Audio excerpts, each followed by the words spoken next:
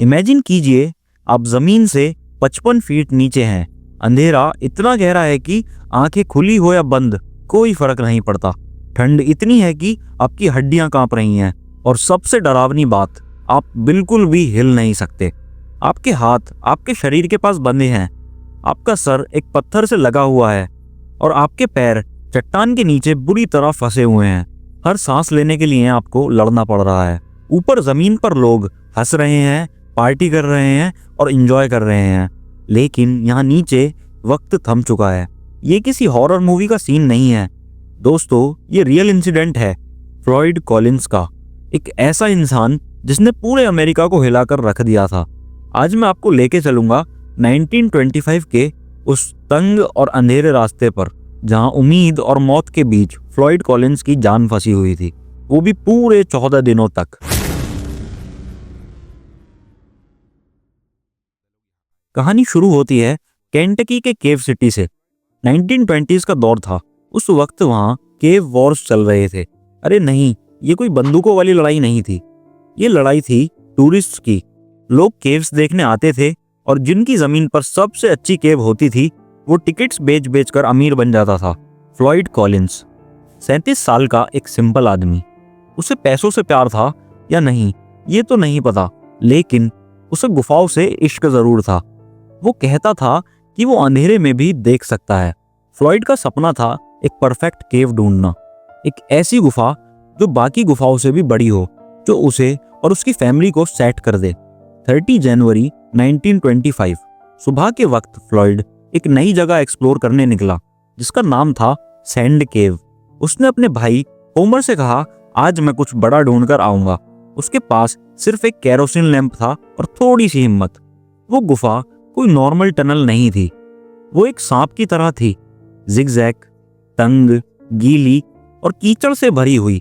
कई जगह तो रास्ता इतना पतला था कि फ्लॉयड को अपनी सांस रोककर पेट के बल रेंगना पड़ रहा था, लेकिन फ्लॉयड रुकने वाला नहीं था।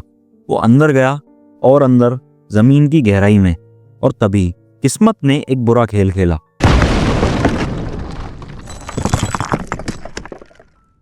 वापस आते वक्त एक जगह रास्ता बहुत तंग था, उसे स्क्वीज पॉइंट कहते हैं। वहां पर फ्लॉयड की लाइट उसके हाथ से छूटकर टूट जाती है और चारों तरफ बस अंधेरा ही अंधेरा हो जाता है। फ्लॉयड ने निकलने के लिए अपने हाथ आगे किए और बॉडी को पुश किया। उसने गलती से दीवार पर लटक रहे एक पत्थर को टच कर दिया, बस एक टच, और एक 27 पाउंड का पत्थर छत से गिरा और सीधा फ्लॉयड के लेफ्ट पैर पर जा गिरा। फ्लॉयड ने पैर खींचने की कोशिश की, लेकिन वो लॉक हो चुका था। सोचिए उस सिचुएशन को, उसका पैर फंसा हुआ है, उसके ऊपर बड़ी बड़ी चट्टानें हैं जिसके बीच में वो फंसा हुआ है, उसके हाथ आगे की तरफ हैं तो वो पत्थर को हटा भी नहीं सकता। वो जिंदा दफन हो चुका था। पहला दिन अकेला, चारों तरफ बस अंधेरा ही अंधेरा, ठंड और पानी की बूंदें टिप टिप जो सीधा उसके चेहरे पर गिर रही थीं।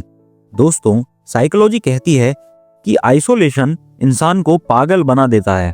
फ्लॉयड वहां 24 घंटे तक अकेला चिल्लाता रहा। अगली सुबह जब वो वापस नहीं आया तो उसके भाई होमर ने उसको ढूंढना शुरू किया। जब होमर ने केव के पास आकर फ्लॉयड की आवाज सुनी तो वो कांप उठा। फ्लॉयड चिल्ला रहा था और कह रहा था, मेरे पैर पर पत्थर है, उसे हटा दो, मैं निकल जाऊंगा। यहां से कहानी में एक अजीब मोड़ आता है। जैसे ही खबर फैली कि एक आदमी जमीन के नीचे फंसा है, वहां मदद करने वालों से ज्यादा मजे लेने वाले आ गए। आप विश्वास नहीं करेंगे, वहां गुफा के बाहर मेला सा लग गया। लोग दूर दूर से अपनी गाड़ियों में आ रहे थे। वहां हॉट डॉग्स बिक रहे थे, बलून्स बिक रहे थे, लोग पिकनिक मना रहे थे। जमीन के नीचे एक आदमी मौत से लड़ रहा था और जमीन के ऊपर लोग पॉपकॉर्न खा रहे थे। इस ट्रेजेडी में एक हीरो निकलकर आया जिसका नाम था स्कीट स्माइलर, एक छोटा सा दुबला पतला न्यूज़पेपर रिपोर्टर। क्योंकि वो बहुत पतला था इसलिए सिर्फ वही फ्लॉयड तक रेंग कर पहुंच पा रहा था। स्कीट स्माइलर ने सिर्फ रिपोर्टिंग नहीं की, उसने फ्लॉयड का सहारा बनने की कोशिश की। वो अंदर जाता, फ्लॉयड को खाना खिलाता, उससे बातें करता। स्कीट्स ने बताया कि फ्लॉयड कितना डरा हुआ था। फ्लॉयड बार बार पूछता था, क्या मैं बाहर निकल पाऊंगा? लोग मुझे भूल तो नहीं जाएंगे? स्कीट्स ने कोशिश की कि वो जैक लगाकर पत्थर उठा सके, लेकिन गुफा इतनी तंग थी कि वहां जैक फिट ही नहीं हुआ। रेस्क्यू वर्कर्स ने फ्लॉयड की चेस्ट के अराउंड रस्सी बांधी और खींचने की कोशिश की। फ्लॉयड दर्द में चीख रहा था, कह रहा था, मत खींचो, मेरा पैर टूट जाएगा। वो प्लान फेल हो गया।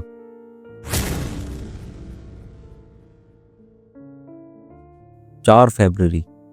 फ्लॉयड को फंसे हुए 5 दिन हो चुके थे। बाहर मौसम बिगड़ गया, बारिश शुरू हो गई और केव की मिट्टी भी गीली हो गई। स्किड, स्माइलर और रेस्क्यू टीम ने एक आखिरी कोशिश करने की सोची। गुफा का एक हिस्सा धंस गया। जहां से लोग फ्लॉयड तक जाते थे, वो रास्ता मिट्टी और पत्थरों से ब्लॉक हो गया। अब ना कोई उसको खाना दे सकता था, ना पानी और ना दिलासा। अब फ्लॉयड तक जाने के लिए कोई रास्ता नहीं था। सोचिए उस पल को जब फ्लॉयड ने देखा होगा कि रास्ता बंद हो गया है। उसने आखिरी आवाजें क्या सुनी होंगी? शायद उसने अपने भाई को पुकारा होगा। अब रेस्क्यू टीम के पास सिर्फ एक रास्ता बचा था, ऊपर से सीधा खोदना, एक नया शाफ्ट बनाना।